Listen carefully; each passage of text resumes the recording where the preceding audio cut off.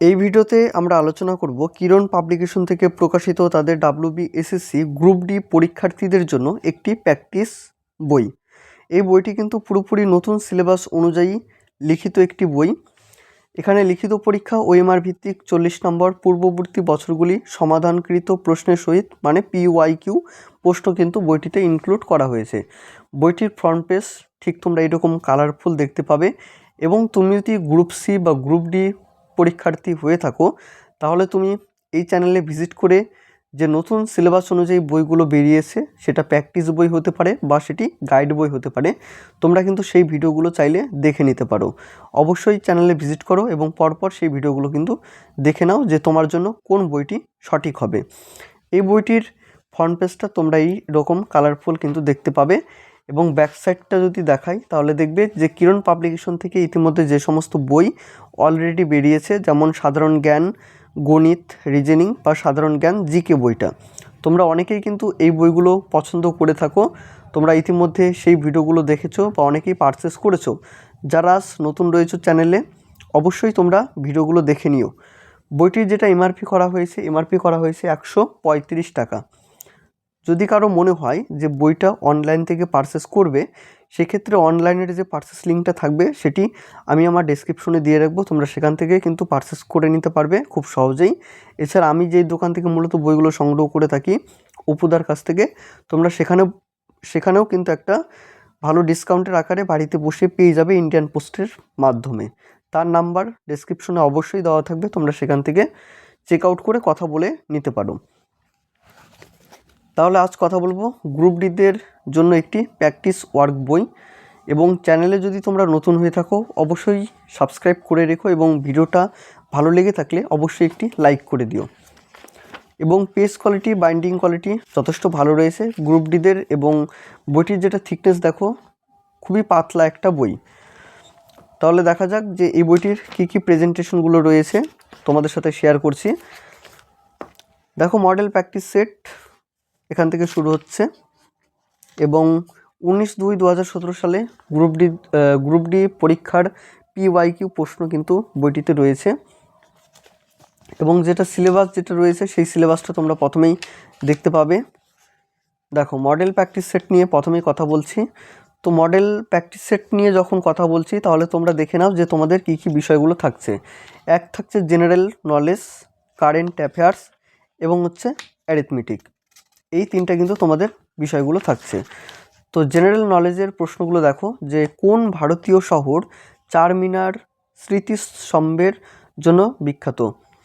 বিশ্বের বৃহত্তম মহাসাগর কোনটি? অপশনে রয়েছে আটলান্টিক মহাসাগর, ভারত মহাসাগর, আটলান্টিকা মহাসাগর, প্রশান্ত মহাসাগর। পদার্থবিজ্ঞানে নোবেল পুরস্কার প্রাপ্ত প্রথম ভারতীয় ব্যক্তি কে ছিলেন? এস চন্দ্রশেখর, CV রমন, হোমি ভাবা, ভেঙ্কটরমন রামকৃষ্ণ। নীল বিপ্লব কিসের সঙ্গে যুক্ত? দুগ্ধ উৎপাদন, উদ্যান পালন, হাঁস মুরগি চাষ, মাছ চাষ। বিশ্বব্যাংকের সদর দপ্তর কোথায় অবস্থিত? Geneva, new York, Washington DC, London. কম্পাঙ্কের একক কী? ওয়াট, হার্টস, নিউটন এবং অ্যাম্পিয়ার। তোমাদের যদি জানা থাকে অবশ্যই সেটা কমেন্টের মাধ্যমে একটু জানিও। তারপর দেখো কারেন্ট অ্যাফেয়ার্সের প্রশ্নগুলো, যে এই বইটা যেহেতু আপ টু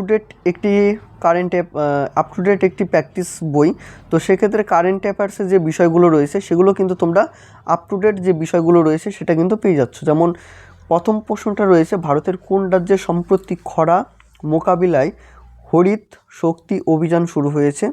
অপশনে রয়েছে মধ্যপ্রদেশ, রাজস্থান, মহারাষ্ট্র, উত্তরপ্রদেশ।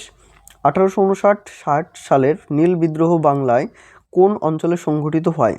নদিয়া, পূর্ণিয়া, চম্পারণ এবং দিনাজপুর। পশ্চিমবঙ্গের সুন্দরবন অঞ্চল কোন প্রজাতির বাঘের জন্য বিখ্যাত?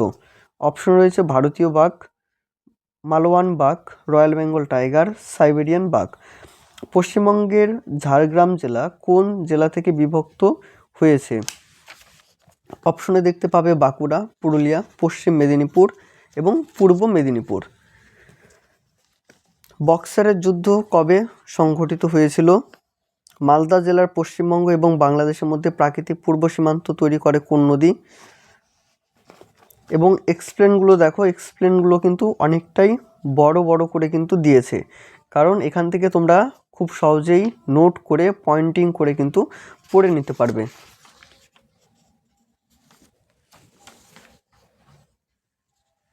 মডেল প্র্যাকটিস সেট এটা হচ্ছে 2 number, general knowledge, current affairs এবং হচ্ছে arithmetic. Model practice set 7 number,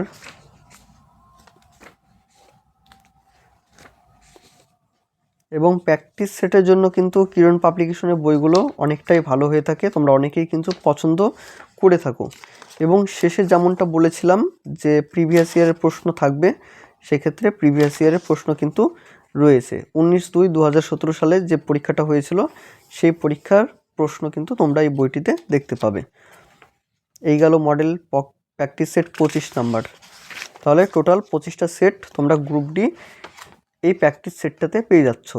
তো ভিডিওটা আমি বেশি বড় করছি না, আশা রাখছি তোমরা বুঝতে পেরেছো যে এই বইটির প্রেজেন্টেশন কেমন কি করেছে বা বইটি কতটা ভালো। তো তোমাদের যদি প্রশ্ন থেকে থাকে কোনো এই বইটি সম্পর্কে, তোমরা কমেন্টের মাধ্যমে অবশ্যই জানিও। দেখা হবে অন্য কোনো ভিডিওতে। সকলে ভালো থেকো, সুস্থ থেকো।